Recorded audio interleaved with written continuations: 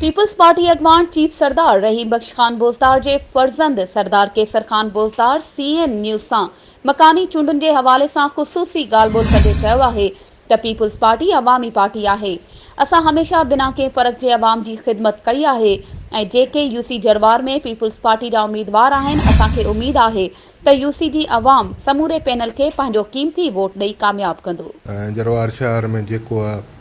असांजी बिरादरी जा वोट 80% असांजी बिरादरी जा वोट आहिनि ऐं उन खां अलावा दीवान कम्यूनिटी आहे, उन सां गॾु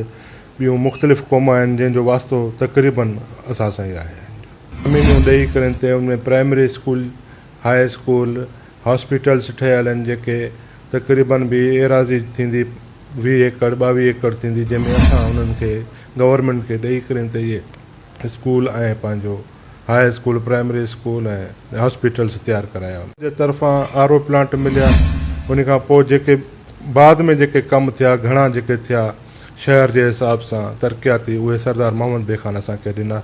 ऐं हाणे बि स्टेडियम तैयार थिए थो, उनमें वॉकिंग ट्रैक बि आहे, स्टेडियम जे अंदरि स्टेडियम ठहे थो ऐं उन खां अलावा कुझु ॿियूं स्कीमूं आहिनि जेके सरदार मोहम्मद बे खान असांखे ॾिनियूं आहिनि, उहे इंशाअल्लाह हाणे जेको आहे त कमु जल्दी स्टार्ट थींदा। जरवार जी अवाम असां सां गॾु आहे, असां उन्हनि सां गॾु आहियूं ऐं इंशाअल्लाह गॾु रहंदासीं। जरवार अवाम सां असांजो राब्तो हूंदो आहे, 24 कलाक असांजो राब्तो हूंदो आहे ऐं उन्हनि जे लाइ असांजा दरवाज़ा खुलियल